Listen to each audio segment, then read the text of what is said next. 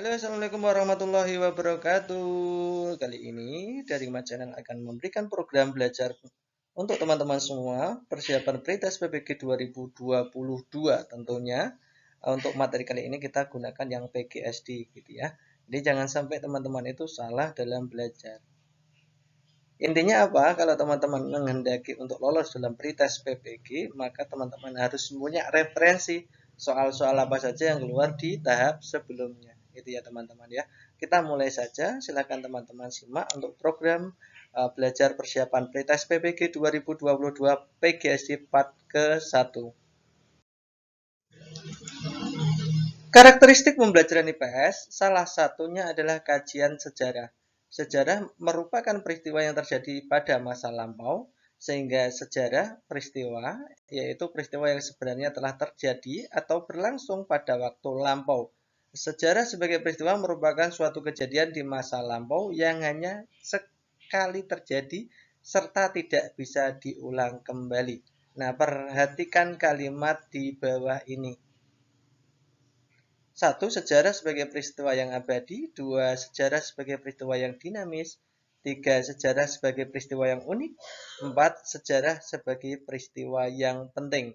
Nah, ciri utama dari sejarah sebagai peristiwa adalah sebagai berikut. Apakah 1, 2, 4, 1, 2, 3, 2, 3, 4, 1, 3, 4. Oke, kita akan bahas satu persatu ya teman-teman ya. Jadi terdapat beberapa ciri-ciri yang menyebabkan kenapa itu peristiwa sejarah itu dianggap membedakan dengan peristiwa-peristiwa yang lain atau peristiwa biasa gitu ya. Yang pertama karena peristiwa sejarah itu sifatnya unik ya, di mana peristiwa sejarah itu peristiwa yang unik karena hanya terjadi satu kali dalam dan tidak mungkin terulang lagi gitu ya. Tidak mungkin terulang kembali dengan bentuk yang sama persis. Nah, setiap peristiwa sejarah akan berbeda dengan peristiwa sebelumnya. Meski terkadang jenis peristiwanya sama, namun pelakunya, tempatnya, waktunya pasti berbeda. Contohnya pemberontakan PKI 48 dan 65, meskipun pelakunya sama, ya peristiwanya juga sama-sama pemberontakannya, tapi tempat waktunya berbeda. Itu namanya unik, gitu ya. Jadi sifat peristiwa sejarah yang membedakan dengan peristiwa biasa adalah unik. Yang kedua ada unsur penting, di mana sebuah peristiwa dapat dikatakan sebagai peristiwa sejarah apabila peristiwa tersebut memiliki kedudukan yang penting dalam masyarakat luas. Nah, karena sifatnya yang penting, peristiwa sejarah harus memiliki pengaruh yang besar terhadap kondisi masyarakat pada masanya dan masa-masa berikutnya tentunya gitu ya teman-teman ya. Yang ketiga, ini contoh yang penting dulu ya. Contoh yang penting peristiwa sejarah bersifat penting, contohnya adalah peristiwa Sumpah Pemuda tahun 28 ini. Itu punya momen pentingnya adalah bisa membangkitkan rasa persatuan dan kebangsaan antara masyarakat Indonesia. Yang ketiga ada sifat yang ketiga yang dimiliki oleh peristiwa sejarah adalah abadi, di mana peristiwa sejarah itu memiliki sifat abadi, tidak pernah berubah-ubah, tidak dan akan selalu dikenang sepanjang masa, gitu ya. Jadi ada tiga hal yang menyebabkan peristiwa sejarah itu berbeda dengan peristiwa biasa atau cerita-cerita biasa atau kejadian-kejadian biasa. Yang pertama tadi unik, yang kedua penting, yang ketiga adalah abadi. Nah, jadi ini yes, ini tidak ya, dinamis itu tidak, unik yes, ini penting ya. Jadi jawaban yang tepat adalah 1, 3, 4. Berikutnya, himpunan penyelesaian dari sistem persamaan linear dengan 2 P ubah, X dikurangi Y sama dengan 5, dan 2 X dikurangi Y sama dengan 3 adalah titik-titik. Jadi teman-teman, ini adalah menghitung persamaan linear, sistem persamaan linear 2 variabel. Teman-teman bisa menggunakan macam-macam metode ya, bisa substitusi, bisa eliminasi, bisa campuran, atau mungkin juga bisa dengan teknik matrik atau eliminasi matrik juga bisa. Nah, kita akan berikan yang simple aja supaya nanti akan terbebas dari kesalahan ukur atau kesalahan perhitungan ya. Jadi paling enak kita gunakan matrik aja gitu ya. Jadi kalau ada X dikurangi Y sama dengan 5, itu kita ambil koefisiennya saja. X dikurangi Y sama dengan 5 bisa kita tulis X itu kan 1 berarti min Y ya kan, min Y min 1 gitu ya, 5 ya. Jadi persamaan pertama itu menjadi 1 min 1 5. Sekarang persamaan kedua kan 2X dikurangi Y sama dengan 3 berarti 2 min 1 3 gitu ya. Nah, kalau sudah menyusun seperti ini kita langsung bisa menentukan nilai Y. Nilai Y-nya kita tinggal kalikan silang yang bagian atas, dilihat teman-teman. Itu merupakan persilangan bagian atas dan bagian bawah dari masing-masing tepi. Nah, 1 kali 3 dikurangi 2 kali 5. Gitu ya. Kemudian yang bagian bawah itu 1 kali min 1, ini silangannya dengan yang di tengah gitu ya. Dikurangi 2 dikali min 1. Jadi kalau yang atas silang panjang, yang bawah silang pendek. Itu ya teman-teman ya. 1 kali 3, 3. 2 kali 5, 10. 1 kali min 1 itu min 1. Min 2 kali min 1 kan plus 2 kan gini ya. 3 kurangi 10 kan min 7 ya kan. Min 7 dibagi min 1 ditambah 2 kan 1. Jadi jawabannya min 7. Nah ini sudah ketemu Y-nya. Kan mudah sekali. Ya. Lalu kalau mau mencari X dengan cara yang sama, gimana? Ya, ini lihat matriknya yang teman-teman dilihat matriknya. Kemudian lihat yang bagian tengah. Itu kan min 1 dan min 1 itu ya. Itu kita taruh di depan. Jadi begini. Ditukar tempatnya. Min 1 kita taruh di depan, 1 2-nya taruh di tengah ya. Ditukar tempatnya. Cari X sama seperti tadi.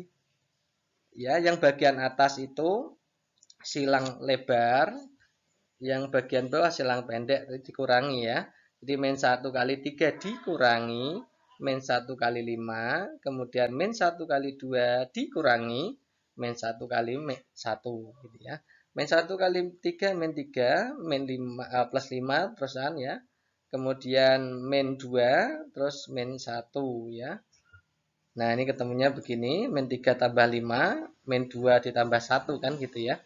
Nah, ketemunya min 3 tambah 5 kan 2. 2 dibagi min 1 ketemunya min 2. Ketemu X dan Y-nya adalah X-nya min 2, Y-nya min 7. Jadi jawabannya himpunan penyelesaiannya berarti min 2. X-nya dulu yang dibaca teman-teman ya.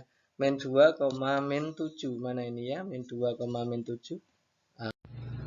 Next berikutnya, berikut ini yang termasuk gejala alam abiotik yang dipengaruhi oleh gejala alam biotik seperti bebatuan yang ditumbuhi lumut. Adalah titik-titik. Apakah pelapukan, fotosintesis, metamorfosis, pernafasan. Yuk kita cek satu persatu ya, mana yang merupakan gejala alam abiotik dipengaruhi oleh gejala alam biotik ya. Gejala abiotik yang dipengaruhi biotik, yang tidak hidup dipengaruhi oleh yang hidup gitu ya. Itu contohnya adalah pelapukan teman-teman. Jadi proses pelapukan itu contohnya pada batuan. Ya, batuan itu pelapukan batuan misalkan gitu ya. Pelapukan batuan itu kan batuan kan abiotik. Kemudian yang mempengaruhi pelapukan contohnya adalah tumbuhan dan lumut ya. Itu biotik. Kemudian erosi tanah itu abioteknya adalah tanah, kemudian bioteknya yang mempengaruhi adalah tanaman dan pepohonan. Jadi kalau faktor tanaman pepohonannya berkurang, maka mudah terjadi erosi tanah. Itu contoh abiotik yang dipengaruhi oleh biotik. Kemudian contoh yang gejala biotik sekarang yang dipengaruhi abiotik itu contohnya satu fotosintesis gitu ya. Jadi fotosintesis dilakukan oleh tanaman. Itu dipengaruhi oleh faktor-faktor abiotik banyak sekali. Contohnya misalkan kadar CO2, kemudian intensitas cahaya matahari dan sebagainya. Jadi tumbuhan itu sebagai biotik, cahaya matahari contohnya itu sebagai abiotik. Kemudian organisme atau organisme yang banyak berkumpul di daerah yang banyak airnya. Ya, itu contohnya. Biotiknya organisme, abiotiknya air gitu ya misalkan. Kemudian iklim berbeda, hewan hidup pun berbeda. Ya, itu biotiknya hewan, abiotiknya iklim. Itu contoh-contohnya, teman-teman. Nah, sekarang kita bisa menganalisa ya. Tadi yang biotik yang dipengaruhi oleh biotik berarti pelapukan ya. Ini abiotik dipengaruhi biotik. Kalau fotosintesis tadi adalah biotik dipengaruhi oleh abiotik. Kemudian metamorfosis juga, itu biotik dipengaruhi oleh abiotik. Pernapasan itu juga biotik dipengaruhi abiotik. Biotiknya adalah organisme itu sendiri, abiotiknya ya misalkan kadar O2 gitu ya. Nah, jadi jawaban yang tepat adalah A gitu ya.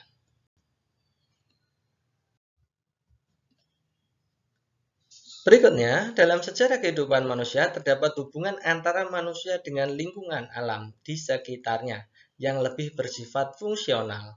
Hal itu berarti manusia memelihara dan memanfaatkan kekayaan alam dengan baik, dan yang akan terjadi adalah berarti kita diminta untuk melihat segi positif dari pemeliharaan dan pemanfaatan kekayaan alam ya, yang dilakukan oleh manusia. Nilai plusnya di mana? Apakah A, kesehatan, kesejahteraan, kenyamanan hidup? Ini jelas ya. Kesehatan itu nilai plus, kesejahteraan itu nilai plus, kenyamanan hidup juga nilai plus. Kemudian kemunduran, kesengsaraan, kemiskinan itu jelas, itu berarti bukan apa itu namanya? Bukan nilai plus tapi nilai min gitu ya. Polusi tanah itu nilai negatif ya. Jadi tidak mungkin kerusakan lingkungan dan bencana alam juga nilai negatif. Ada yang ditanyakan adalah nilai positif. Oke, kita akan bahas lebih detailnya begini supaya teman-teman itu punya gambaran yang lebih luas. Jadi ada bentuk hubungan antara manusia dengan alam itu menyebabkan dua perubahan yang sifatnya itu positif. Jadi ada yang sifatnya positif dan ada yang sifatnya negatif gitu ya. Jadi yang sifatnya positif seperti ini teman-teman. Ini manusia melakukan penebangan pohon untuk dimanfaatkan kayunya. Itu kan pemanfaatan kayu oleh manusia dari alam itu menimbulkan kesejahteraan. Kemudian dilakukan penanaman kembali bobot bibit-bibit pohon untuk mengganti yang telah ditebang. Ini juga untuk kenyamanan lagi gitu ya. Kemudian yang kedua, manusia melakukan penerapan panca usaha tani untuk meningkatkan produktivitas lahan pertanian. Ini juga kesejahteraan ini ya. Kemudian manusia melakukan penanaman kembali pohon karena kebakaran hutan untuk daerah resapan air dan mencegah erosi. Ini supaya tidak terjadi erosi, tidak terjadi banjir dan lain-lain. Penanaman pohon kembali ini menjaga supaya terdapat kenyamanan hidup ya. Kemudian yang keempat adalah manusia melakukan pembuatan taman kota ya, menyediakan daerah yang sejuk, rindang, tentunya mengurangi polusi udara. Nah, ini kenyamanan hidup dan kesehatan gitu ya. Itu bentuk-bentuk dari interaksi positif antara manusia dengan alam ya, bersifat positif. Nah, sekarang kita lihat yang bersifat negatif. Itu lahan menjadi gersang, gundul karena melakukan penebangan liar ya, tidak memperhatikan aspek reboisasinya. Kemudian terjadi banjir di daerah pemukiman, tidak ada saluran air dan daerah resapan air yang dipengaruhi oleh pembangunan gedung-gedung baik rumah, kantor, toko. Ini tidak pakai saluran-saluran air dan daerah resapan. Kemudian berkurangnya ekosistem yang hidup di air karena terjadi pencemaran di air akibat limbah pabrik ya. Penggunaan pupuk buatan dan pestisida secara terus-menerus ini mengurangi pencemaran dan lama-kelamaan dapat mengurangi kesuburan tanah ya. Kesuburan tanah jadi berkurang, ini juga termasuk nilai negatif dari interaksi antara manusia dengan alam. Jadi tadi yang ditanyakan kan manusia memelihara dan memanfaatkan kekayaan alam dengan baik. Ya, dengan baik artinya kita diminta untuk melihat segi interaksi positif antara manusia dengan alam. Jadi jawaban yang tepat adalah opsi A. Ini dampak positif, dampak negatif ya. Ini jadi jawabannya A berarti.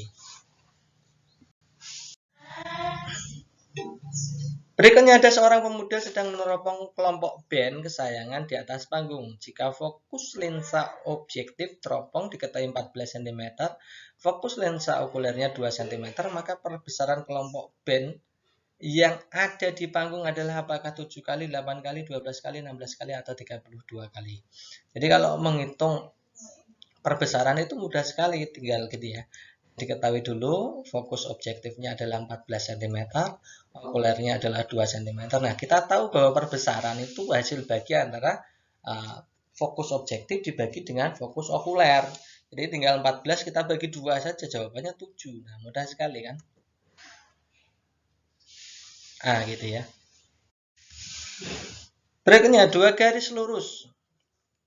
Buat garis lurus berikut. 4X dikurangi Y tambah 2 sama dengan 0. Yang satunya Y sama dengan 4X tambah 1. Nah, apa hubungan dari dua garis ini? Apakah berpotongan di beberapa titik, sejajar, berpotongan dua titik, tegak lurus? Jadi teman-teman harus paham dulu gitu ya. Dua garis dikatakan sejajar, dua garis dikatakan berpotongan, dua garis dikatakan tegak lurus itu punya syarat. Bisa terangkan seperti ini. Jadi dua garis dikatakan sejajar jika gradiennya itu sama. Dua garis dikatakan sejajar jika gradiennya sama gitu ya. Kemudian kalau berpotongan itu gradiennya berbeda, itu jelas berpotongan. Kemudian kalau tegak lurus itu ya berpotongan, gradiennya pasti berbeda, tapi nilainya lebih unik lagi, yaitu di mana kalau dikalikan gradien yang pertama dengan yang kedua hasilnya negatif 1. Nah, jadi kita tinggal cek saja. Ini garis pertama sudah kita tulis ya, 4X dikurangi Y sama dengan 2, ditambah 2 sama dengan 0. Kita akan cari gradien. Cara mencari gradien mudah sekali. Teman-teman yang pertama kalau mencari gradien ini kita tulis dulu persamaannya ya, diingat-ingat ya. Kemudian kita pindahkan saja, kita pisahkan X dan Y. Ya, pisahkan X dan Y. Tadi kan X dan Y masih dalam satu ruas. 4X dikurangi Y kan satu ruas itu. Pisahkan, jadi min Y-nya kita taruh di kanan. Jadi Y plus 2-nya taruh kanan juga. Ya. Yang penting X-nya itu sendiri gitu aja. Oke.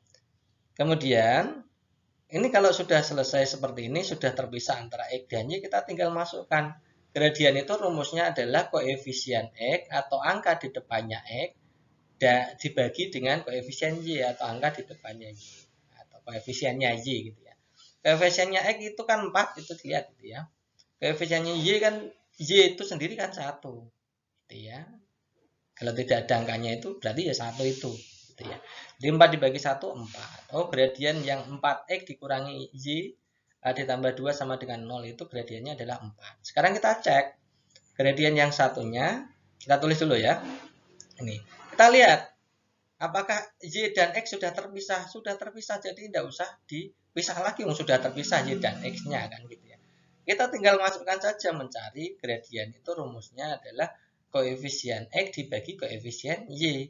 Koefisien X kan 4, koefisien Y 1. Jadi 4 bagi 1 4. Nah, karena gradien antara 4X dikurangi Y tambah 2 sama dengan 0 itu sama dengan gradiennya 4Y sama dengan 4X ditambah 1, maka bisa dipastikan ini kan sama, berarti ini karena sama sejajar berarti ya. Jawabannya B. Mengajar di kelas yang berjumlah 40 orang siswa, kegiatan yang dilakukan oleh siswa adalah mengulangi pelajaran yang telah diberikan. Anda mengamati kegiatan pembelajaran namun selama pengajaran masih cenderung ramai dan banyak siswa yang bergurau. Nah, berdasarkan hal tersebut, tindakan Anda adalah titik-titik. Jadi ini termasuk keterampilan pedagogik teman-teman dalam mengelola pembelajaran. Ya. Tidak ada teori pasti tentang hal ini, tapi teman-teman harus bisa mengelola kelas, menilai kelas, jalannya proses pembelajaran di kelas, kemudian proses pengelolaan kelas, pengelolaan diskusi, gitu ya. Itu. Oke, bagaimana teman-teman itu memanage kelebihan dan kekurangan dari masing-masing peserta didik untuk diatur sedemikian hingga sehingga kegiatan diskusi itu nanti akan berjalan optimal gitu ya. Kita lihat yang opsi A. Memberikan aturan baru dalam diskusi dengan materi yang berbeda setiap kelompok. Ini nanti memungkinkan untuk anak ramai apa tidak? Karena memang berbeda-beda. Ya, jadi setiap kelompok punya soal berbeda. Jadi nanti setiap anak bisa fokus pada soal masing-masing. Jadi ini ini bagus sekali. Yang B, membebaskan siswa untuk berdiskusi meskipun ramai dan gaduh. Ini mengganggu. Ya, mengganggu teman lain yang diskusi. Kalau semuanya diskusinya memang butuh ramai, semuanya teman-temannya ramai, ya mungkin tidak bermasalah, tapi itu jelas tidak efektif gitu ya. Yang C, menghentikan diskusi dan memaksa siswa agar memperhatikan ini juga tidak bagus karena setiap siswa itu punya gaya belajar masing-masing. Kan kita sudah belajar ada gaya visual, ada gaya audio, ada kinestetik. Nah, yang cenderung rame-rame seperti ini adalah gaya kinestetik gitu ya. Jadi kita harus fasilitasi itu juga. Jadi dalam diskusi ada ramai itu no problem sebenarnya, tidak bermasalah. Tapi kalau terlalu gaduh itu nanti juga mengganggu teman yang lain kan. Yang D, membiarkan saja kegiatan diskusi yang berlangsung dengan anggapan diskusi cenderung ramai. Ini juga tidak boleh dibiarkan kalau memang ramainya itu sudah mengganggu teman-teman yang lain. Jadi memang dari opsi A sampai D ini yang paling bagus ya opsi A itu sendiri.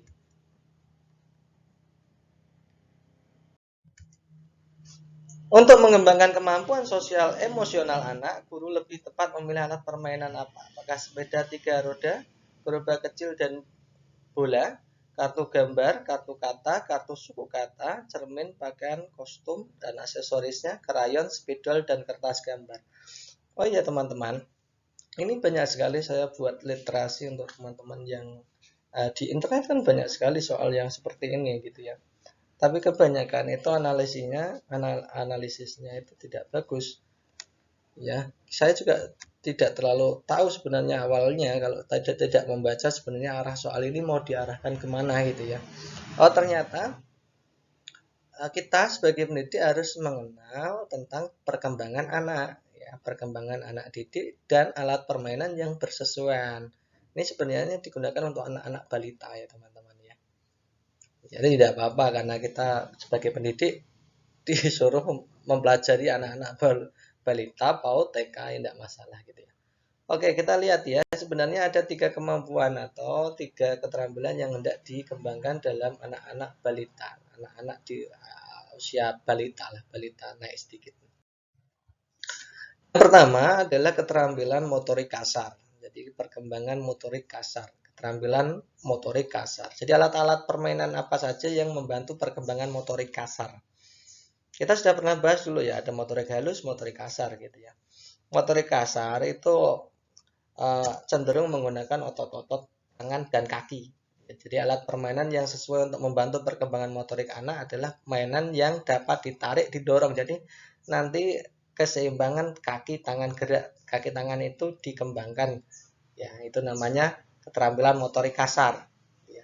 Misalkan mendorong mobil-mobil dengan roda sepeda 3, sepeda roda 3, mobil-mobilan, motor-motoran, sepeda, prosotan, ayunan, bola itu pakai tangan dan kaki. Bola itu misalkan menendang bola, melempar bola itu kan motorik kasar. Ya. Oke, keterampilan pertama yang hendak dikembangkan adalah motorik kasarnya gitu ya. Alat permainannya tadi contohnya adalah mobil-mobilan, motor-motoran, sepeda, perosotan, ayunan, bola itu ya. Kemudian yang kedua, motorik halus. Kita sudah pernah membahas ini di materi-materi sebelumnya ketika belum tes 1 P3K dulu gitu ya.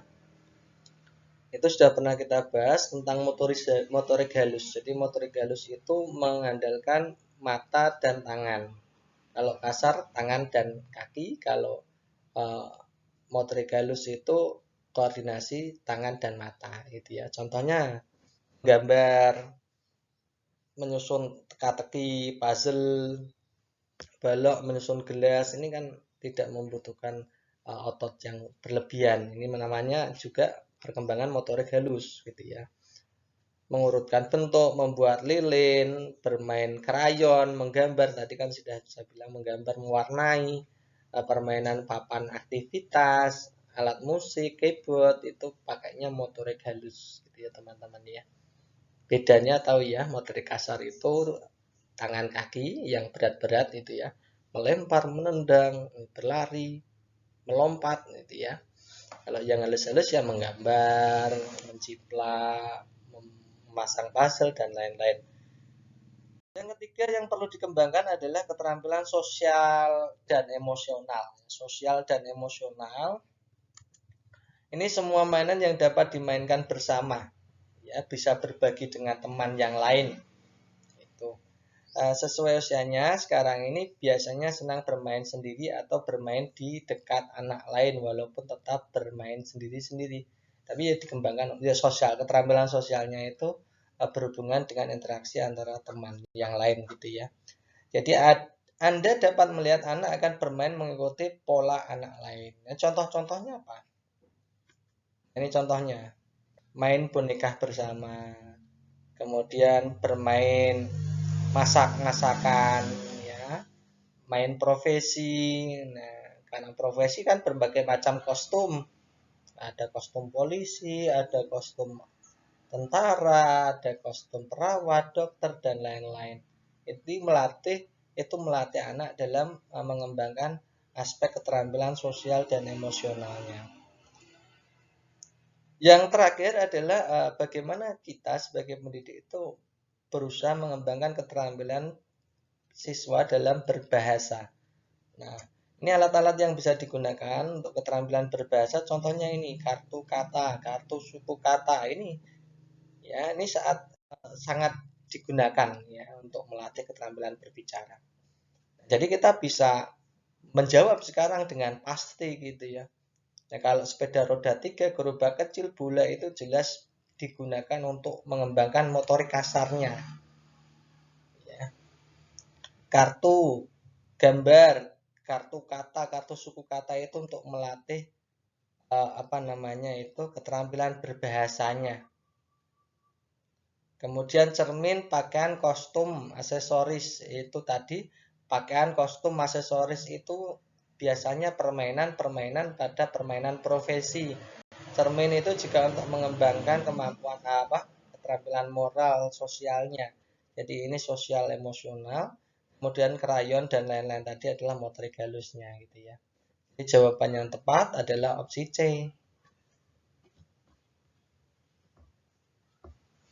Oke, itu dulu teman-teman untuk pembahasan kali ini. Semoga untuk pembahasan soal-soal pretest PBG asli gitu ya. Ini saya perlu kasih tahu bahwa dari tahun 2017 sampai tahun 2020 kemarin tidak terjadi perubahan soal signifikan antara soal-soal pretest di tahun-tahun itu. Jadi kemungkinan besar di tahun 2022 ini soalnya masih standarnya masih sama. Jadi teman-teman pelajari saja soal-soal yang ada di sini sehingga nanti teman-teman itu mudah dalam keikutsertaan dalam PPG 2022 gitu ya. Terima kasih atas perhatiannya. Assalamualaikum warahmatullahi wabarakatuh.